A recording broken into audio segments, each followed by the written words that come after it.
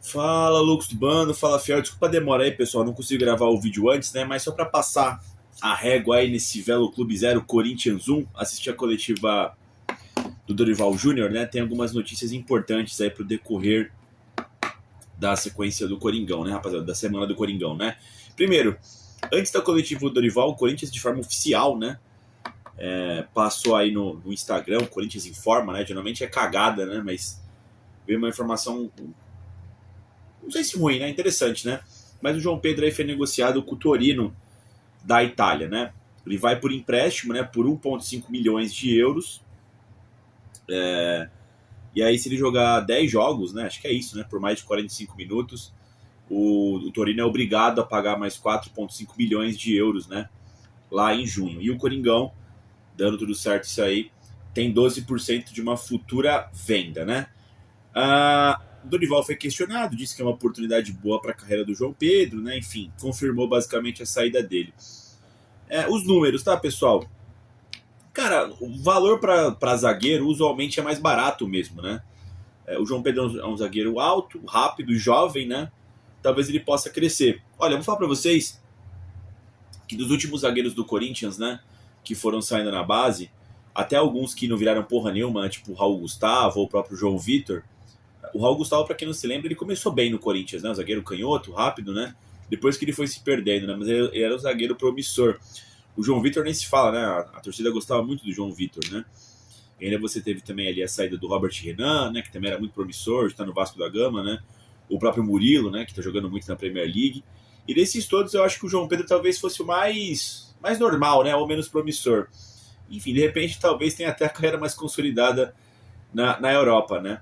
Então, não achei um valor alto, não achei um valor baixo, achei um valor ok, tá ligado, mano?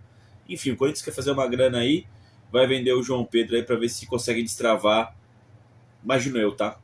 Outras situações, né? Como o caso do Alisson, né? Enfim, de outros jogadores aí que possam chegar até no meio do ano, né? Então essa venda acho que vai ser importante aí para futuras negociações do Corinthians. Mas eu quero saber de vocês, vocês gostavam do João Pedro?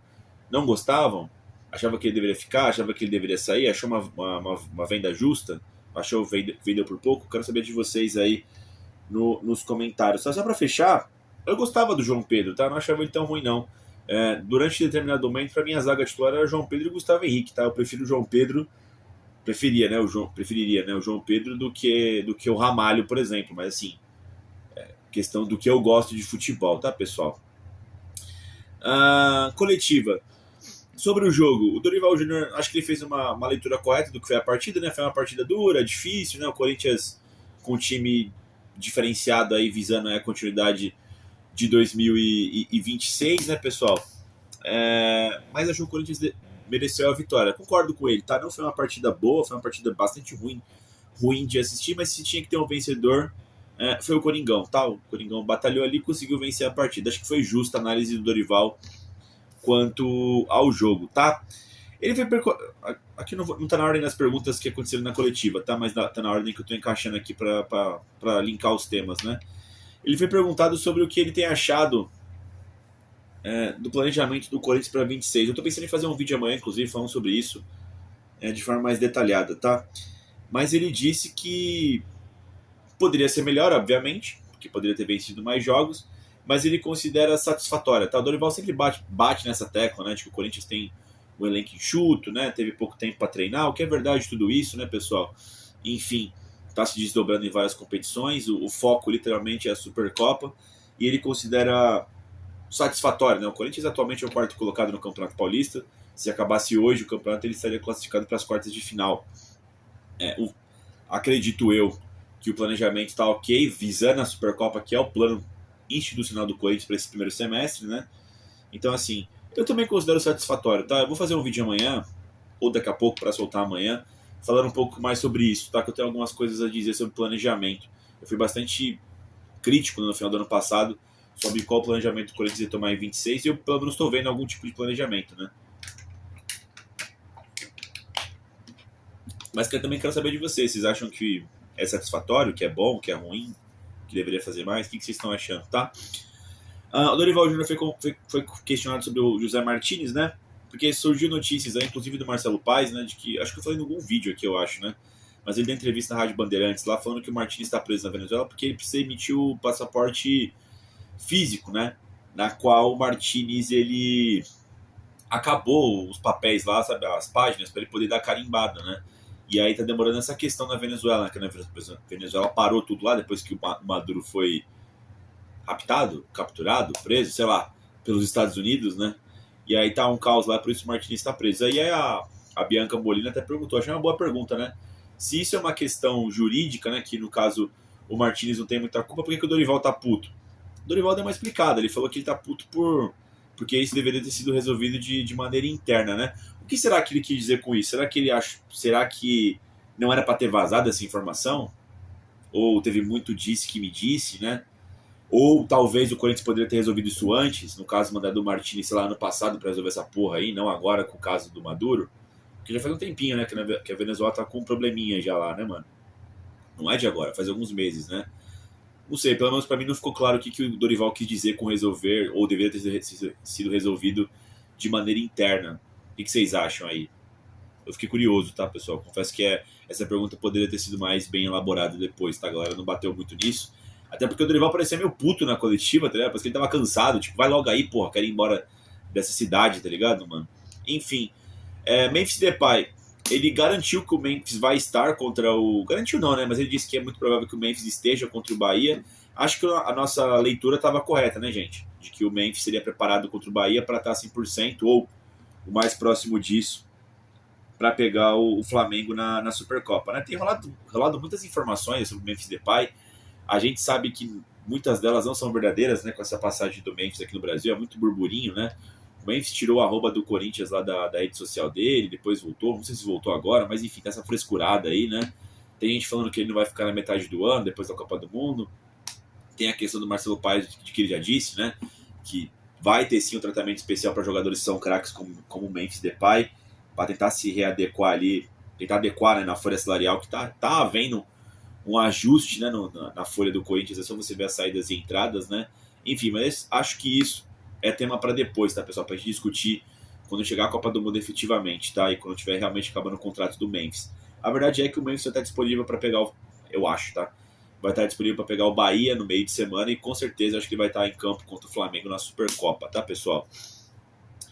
Perguntaram para ele sobre a questão de como é que o Dorival faz o critério, né, para poder escolher os jogadores que vão jogar os jogos, né?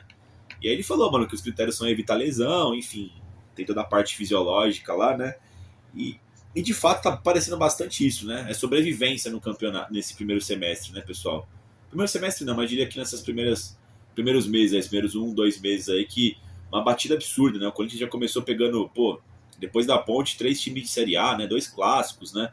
Pô, já vai ter Supercopa na sequência, né? Bagulho meio absurdo, né, rapaziada? Segundo o Dorival, depois disso vai dar uma equilibrada, né? A questão é, pessoal, que sim, que assim, se você for ver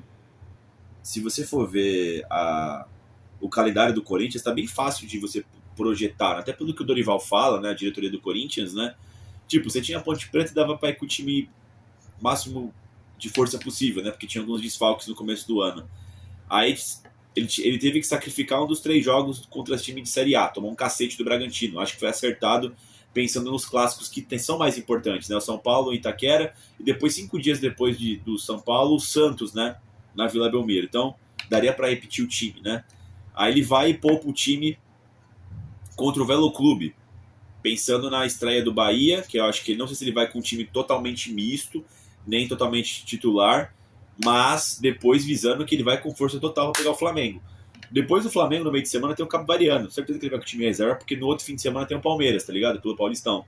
Então, assim, é meio engraçado, né? Porque o Dorival realmente escolhe jogos, né? O Corinthians vem escolhendo jogos e é bem claro de você ver o calendário do Corinthians, né? Como é que o Dorival vai projetando as partidas, né, pessoal? Enfim, ele meio que garantiu, né, que vão ter lesões no Corinthians, assim como tem outros times, né? Por isso que vai ter esse rodízio, por isso que entra nesse tema que a gente estava falando aqui, né? Que é um dos critérios dele para evitar lesões, né? Enfim. Cara, outro assunto interessante também é que com a saída do João Pedro, o Corinthians volta a ter 4 jogadores apenas, né, para a zaga, né? Eu acho que tem que ter 5 ou 6, né? Pelo menos 5, né? Você tinha o João Pedro, o Kaká, o Gabriel Paulista, o Ramalho e o Gustavo Henrique, né? O Torres foi pro Internacional. E aí ele falou que tem a possibilidade de trazer o novo zagueiro, né? Quem será que eles estão pensando, mas também ele garantiu, falou que tem um menino promissor na base, né? De 16, 17 anos. Vocês sabem quem é esse menino? Não sei quem é, ele não falou o nome, eu não tenho acompanhado muita base, né? Nem assisti a Copinha direito esse ano do Corinthians, né? Quem será que é esse menino promissor? De repente ele consegue ser uma quinta opção, né? Eu até acho interessante, tá, pessoal? No meu escopo de elenco, é que depende de se você vai jogar com 3 zagueiros, né? Com 3 zagueiros, acho que você precisa de 6 no elenco. Mas o Corinthians, no modo ideal, geralmente joga com 4 defensores, 2 zagueiros. Então você precisa de 4 zagueiros e mais um para sobra, né? Acho que você pode encaixar assim o menino da base, tá? Você tem aí Ramalho, Gabriel Paulista, Gustavo Henrique e o Kaká. Acho que tá ok para seguir esse momento do ano, né, pessoal? E aí você traz mais um menino da base para dar umas oportunidades, porque fatalmente vai ter. Tem nem o cartão amarelo, nem o com lesão, né? Enfim, é uma posição ali que tá bastante exposta, né? Zagueiro e volante tem lesão e cartão a rodo, né, pessoal? Enfim, se vocês souberem quem é esse menino que ele citou aí, falem nos comentários, tá, pessoal? Ele gostou do Pedro Milans, ele disse que achava que teria até menos condições, o Pedro Milans até que estava bem fisicamente, né, mas eles substituíram para não correr risco. Assim, pessoal, eu achei uma partida de razoável para regular, tá ligado? Não deu pra ver muita coisa do Pedro Milans. Partida fora de casa, com um time que não tá muito entrosado, tá ligado, pessoal? 40 dias sem jogar, estreia. Acho que tá ok, tá? O que também pode acontecer, pessoal, vocês lembram do Rafael Ramos? O Rafael Ramos, lembra que ele jogava muito mal fora de casa, ele ia até relativamente bem quando tinha as partidas de Itaquera com o Vitor Pereira. Às vezes também foi só a estreia do Pedro Milans, né, que não chamou muita atenção, mas também tem o fator jogar em casa, às vezes o cara se sente mais à vontade em casa também, né? Enfim, achei ok, tá ligado, pessoal? Pelo menos agora a gente tem um lateral reserva, um lateral direito de ofício reserva, né, pessoal? Enfim.